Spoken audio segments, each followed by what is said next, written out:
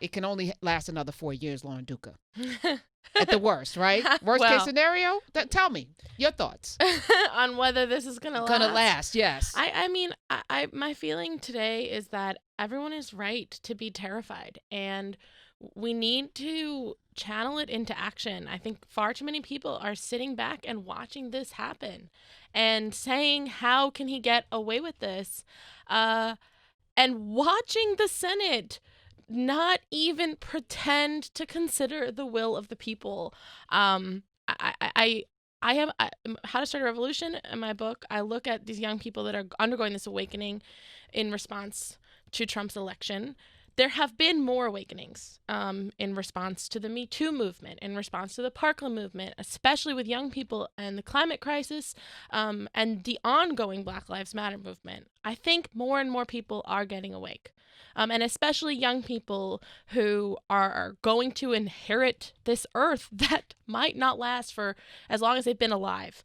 And I think that there's a ton of potential in that energy, but people have to go through this click moment of saying, this is not just happening to me. How am I going to shape this conversation? I mean, because if we just, even today, the way that the media covers, the mainstream media covers and frames Trump's reaction to his acquittal in terms of boasting and bragging, what's happening is that the president is undermining the American public and then gloating in that action. And truly the vote on impeachment will happen on Tuesday, November 3rd. And I can't believe the mess the Democratic Party is making. Come on. I mean, and this, so I'm not even optimistic. I teach at Hunter College, and today I taught, and I gave a quiz, which is basically a civics quiz, because I want to know, do you know any name Supreme Court justices, who is the Speaker of the House, who, it's a bunch of questions on there, and then I just for kicks and giggles, who's registered to vote? And not every hand went up. And then I was like, why aren't you registered? Well, my vote, why does it matter? I don't feel like my vote matters. And I feel like there's a lot of disenfranchisement. Now we have the Iowa debacle with Tom Perez today announcing, he says, enough is enough. He tweeted out, actually. And that they want to do a recount. Dude, you presided over a complete ClusterF. Yeah. I mean... And you're undermining the trust, right? So Bernie Sanders has claimed victory. Originally, it was Pete Buttigieg's victory. They want to do a recount. It's, to me, a hot mess. It's confusing, and it looks disorganized, and it's hard to stand behind this. So if you're a young person, you're like, well, what's the point? Right. I mean, the thing is, they're not wrong, because we have statistical measures of showing that individual votes are statistically insignificant. We are not free. This is not a free country. It's not even pretending to be a democracy at this point. And that is the reason that we have to not just vote, but I think all make a commitment to what way are we going to spend our energy to do this work of getting free, to do this work of creating a country where we have something resembling equal political footing. And so let's talk about what's happening in Iowa right now. It's like the Democratic Party is playing hot potato with a flip phone, and it's completely deranged. But it's funny because I was looking at Iowa for a piece that I wrote before the mess began to unfurl. And it's for just the basic facts of the way this state, with less than 3 million people, 90% of whom are white, 91%. Okay, 91% of whom are white, less than 20% in 2016, even of those 90% white, 3 million people participating in this process. What we're talking about then, too, is a legitimacy making myth machine. It's truly, because a couple thousand votes and sometimes coin tosses is what is factoring into the media narrative about who is legitimate, who is viable, who is electable. And that then is shaping and affecting people's votes. And I would say in very clear, plain terms, a black electorate that is voting based on who can beat Trump first and foremost, being informed of that information based on a couple of white people in a gym.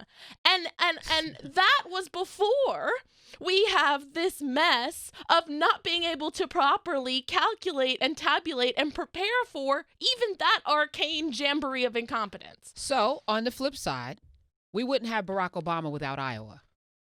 I feel Iowa told the world that white people would be willing to vote for the first black president, and black people who never thought that this racist ass country would be inclined to vote for a black person, jumped on the bandwagon full force, and it was a barrel that could not be stopped. But what you're saying is correct. Right.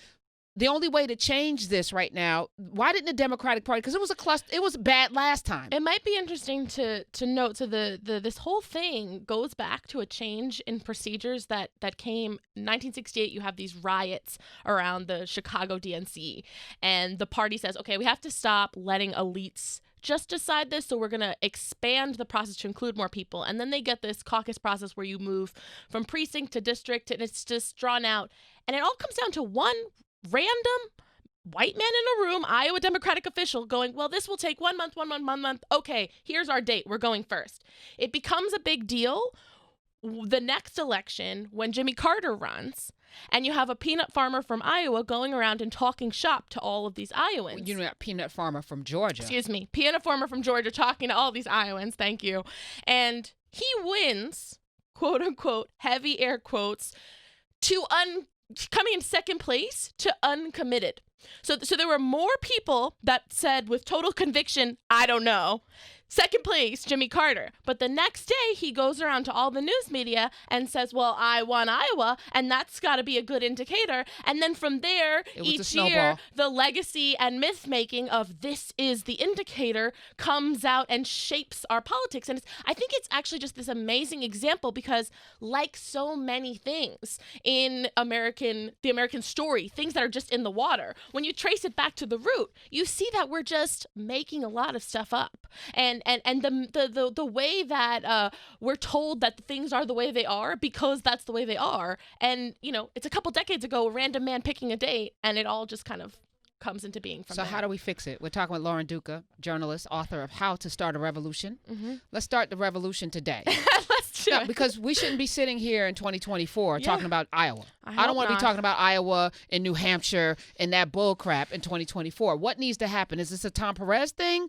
And Tom Perez, you probably should step down because I never thought you should have been the head of the DNC. You know that. I was very vocal about him when he was running. I thought he was not dynamic enough nor forceful enough. And I know that there's a lot of fundraising and there's a lot of things the DNC does to make sure that campaigns have money. But they're putting their thumb on the scale right now. And everyone sees it. And you are already riling up a toxic campaign. I'm talking about the Bernie Sanders campaign. Yeah. Who are just looking to be victimized. Right? So they now have a case if you're going to do the recount because we all know, Tom Perez, you do not want Bernie Sanders to be the nominee. Right.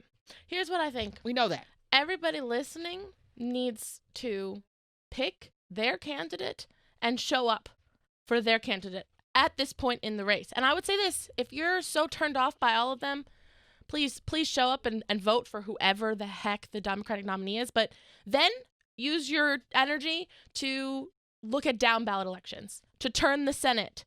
I think that what really needs to change is that we need to all make a serious investment. And I know people are busy. People are working multiple jobs in a gig economy, struggling to afford health care, working full time and not even making ends meet. And that also is the reason that we have to figure out how much time we can give. So sometimes you can even think start small. And say, I'm gonna make a couple of calls to my elected official, or I'm gonna make sure that my friends are registered to vote, or I'm gonna do some interpersonal work with someone in my life who I used to love who thinks it's okay to consider not voting or whatever thing you think you can reach them on. I think that this is a matter of don't sit back and be informed of how this process is unfolding because the thing is everything is up for debate. what the president is getting acquitted for in his Senate trial, it's a further reveals that these rules are all made up to serve the hierarchy that is in place, and we have to just keep saying, wait, why is this way? And the reality is, this norms and values have been blown up at this point, and I've heard people say, oh, for better or for worse. For worse. Until it's all been for worse right now, right? But how do we dream for better? How do we think, okay, things are happening that are worse than I ever could imagine. What could it look like for better? What would it look like if we all had affordable health care? What would it look like if working full time was enough for me to feed my family? What would it look like if I didn't have to sweat thinking about how my kids are going to go to school? Or it's just, what would it look like if we came together as a collective and invested in the public? If the wealth and power of this nation actually belonged to the American people, that stuff is better than we can imagine. Right. And I think we're being told that all this stuff is impossible, except we're witnessing the impossible every day, except the hell version. Yeah, this is the hell version. Yeah. Make no mistake, the Republican Party is a dangerous white nationalist organization. And by the way, under this president, but you know what? In a more coded way before, like, okay, so you're saying it was still that, but just subtle. I was just reading, for example, how your parents are Republican. Yes, and okay. I push back on that. You know, I think I was just reading, for example, How to Be an Anti-Racist, and Kendi quotes Barry Goldwater on welfare recipients. Barry Goldwater was supposed to be the paragon of virtue, and it was this disturbing, disgusting, dismissing quote. You know, you have William F. Buckley. He's just saying all this stuff, but with flair and an accent in a way that it's acceptable for a dinner party. I think that what's happening now is it's just in plain view.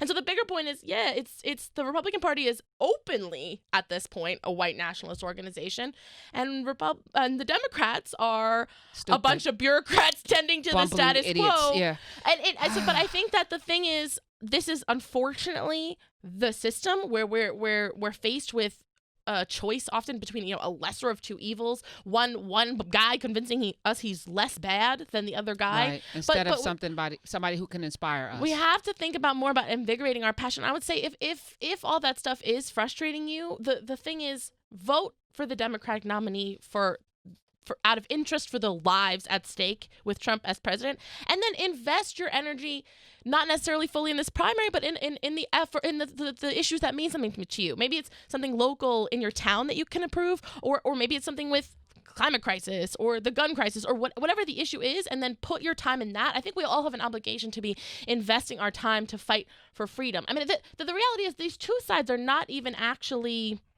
like, it's not a polarization problem, because the majority of the country wants to see climate crisis solutions. The majority of the country wanted to see more witnesses in this impeachment trial. Want healthcare. The majority of this country, healthcare, or I guarantee you the majority of the country doesn't want their children getting gunned down at school. And yet we don't see solutions for these things. And so there's this hold on the government by these predominantly old white men in power in the Republican Party. And what we need to push through that is to just invigorate as much new, fresh blood, energy, passion as possible.